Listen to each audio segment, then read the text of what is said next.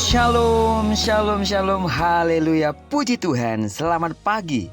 Sungguh Tuhan Yesus baik dan teramat baik, dan dalam kebaikannya telah membangunkan kita di hari ini, Kamis 12 Januari tahun 2023. Percayalah, seperti Tuhan sudah memberkati kita di sepanjang malam ini, sepanjang hari ini juga, Tuhan pasti akan memberkati kita. Amin.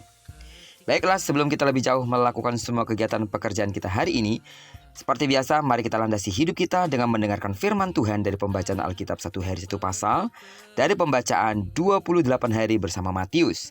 Dan hari ini kita telah berada di hari yang ke-7, maka kita akan membaca kitab Matius pasal yang ke-7 ayat pertama sampai dengan ayat yang ke-29. Judul renungan kita hari ini, jangan lagi menghakimi.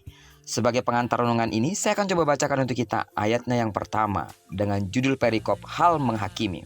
Jangan kamu menghakimi supaya kamu tidak dihakimi. Perintah Yesus untuk jangan menghakimi ini menjadi hal yang sangat menarik untuk kita renungkan.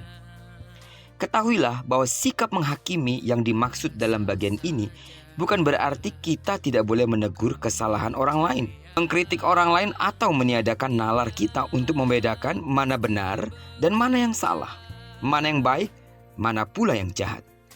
Itu sebabnya jika kita melihat ayat yang ke-13 sampai dengan ayat yang ke-27, jelas sekali bahwa Yesus meminta kita untuk membedakan antara nabi-nabi palsu dengan nabi-nabi yang sejati. Ini berarti diperlukan kemampuan kritis untuk membedakan mana nabi yang asli dan mana yang palsu, mana ajaran yang benar dan mana ajaran yang sesat. Menghakimi atau mencari-cari kesalahan tidak sama dengan menegur. Menegur dilakukan dengan tujuan untuk memperbaiki. Sebagaimana yang dikatakan oleh Yakobus, kita wajib menegur seseorang jika ia telah melakukan kesalahan, karena jika tidak, kita pun turut berbuat dosa. Namun menghakimi hanya akan bertujuan untuk menjatuhkan orang lain. Kalau menghakimi itu bertujuan untuk memperbaiki, maka itu namanya menegur. Dan hal ini sah-sah saja di mata Yesus.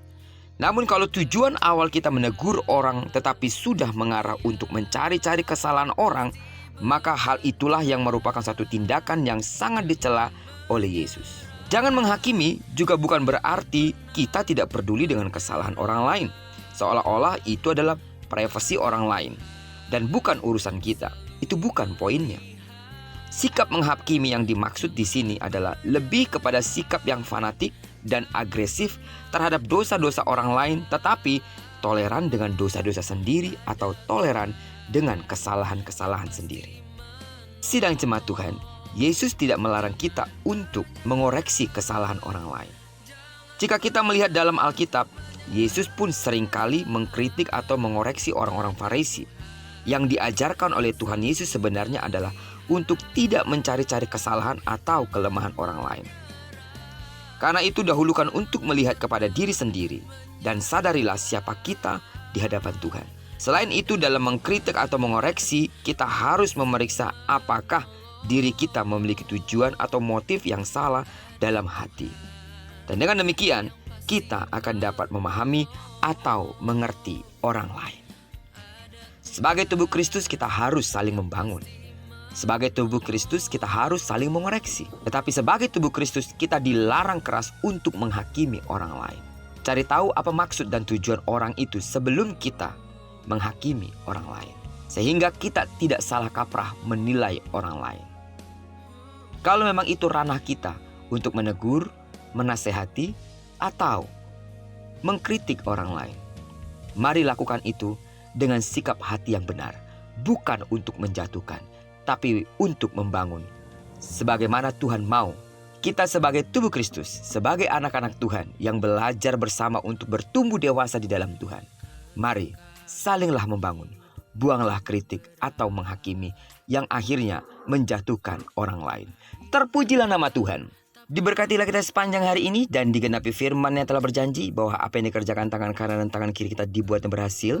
Kemanapun kaki kanan dan kaki kiri kita melangkah, karena kita telah menyerahkan diri kita sepenuhnya ke dalam tangan kendali Tuhan. Percayalah, di sana pasti kemuliaan Tuhan akan dinyatakan. Tidak jemu-jemunya terus aku berdoa untuk seluruh sidang jemaat Tuhan, saudara dimanapun berada, kasih karunia Allah melimpah dalam hidupmu. Dan bagi sidang jemaat Tuhan, saudara yang sakit secara fisik, dengarkanlah dalam nama Yesus, sembuhlah sesuai dengan takaran imanmu. Diberkatilah kita bersama dengan orang-orang yang kita kasihi, serta bersama dengan orang-orang yang kita cintai dimanapun mereka berada. Terpujilah nama Tuhan. Shalom.